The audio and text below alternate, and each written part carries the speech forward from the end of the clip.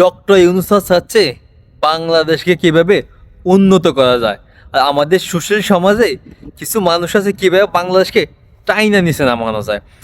Doctor Yunus sir investor আনতেছে বাংলাদেশে কলকারখানা খোলার জন্য, তারা ব্যবসা করার জন্য। তারা ব্যবসা করলে কি হবে, আমাদের বাংলাদেশিদের জীবন জীবিকা মান উন্নত হবে। কিভাবে উন্নত হবে?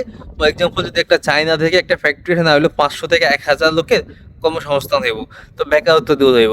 কিন্তু বাংলাদেশের সুশীল সমাজে কিছু ব্যক্তি আছে, ভোট দিতে হইব, ভোটের অধিকার দিতে হইব, তারপরে নির্বাচন দিতে হইব।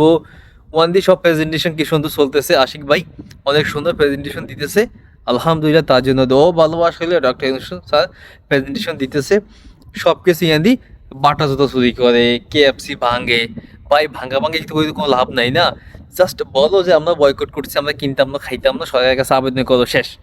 কিন্তু সুশীল সমাজের লোকেরা নির্বাচন দিতই ডিসেম্বরের ভিতরে যদি না দেয় তাহলে শেষ। ইউনূসের মান সম্মান শেষ করে দিয়াম।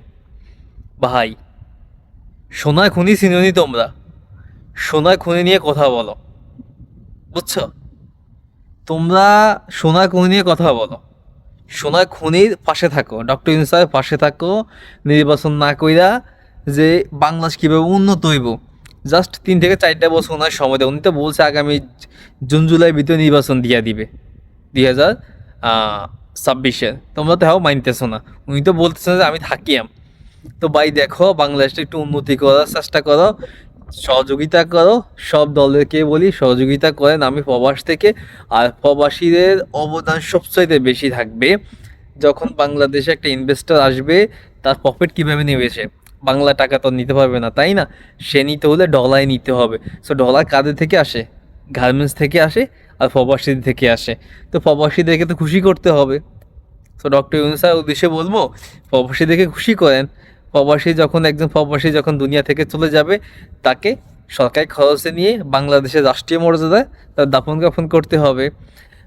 ভিসার দাম কমাতে হবে, তারপর প্রবাসী ভাতা চালু করতে হবে, টিকিটের দাম কমাতে হবে, এগুলোর প্রয়োজন। তো যারা আগামী দিনে নির্বাচনে আসবেন, তারা বলেন না ডক্টর ইউনূস স্যারকে প্রবাসীদের জন্য কিছু করেন, প্রবাসী ভাতা করেন, টিকিটের দাম কমান, ভিসার দাম কমান। যে ভাই টক্কাটক্কি করতেছেন, বুঝছেন নি? অনেক দলে টক্কাটক্কি করতেছেন যে ভাই আমরা রাজনীতি যাবো, আমরা এটা করবো, আমরা ছেড়ে দেবো, আমরা দেশ চালামো, আমাদের অভিজ্ঞতা আছে। ভাই যদি মামু না থাকে, বুঝছেন নি ভাই, দেশ চালাবেন কইতে? দেশ চালাইতে হলে কী লাগে? মামু লাগে। আর মামু কারা পাঠায়? প্রবাসীরা পাঠায়। ঠিক আছে, এই যে ডক্টর ইউনূস স্যারের সময় প্রবাসীরা তাদের বেস্ট ট্রাই করতেছে যে সর্বোচ্চ ডলার পাঠানোর জন্য প্রত্যেক মাসে।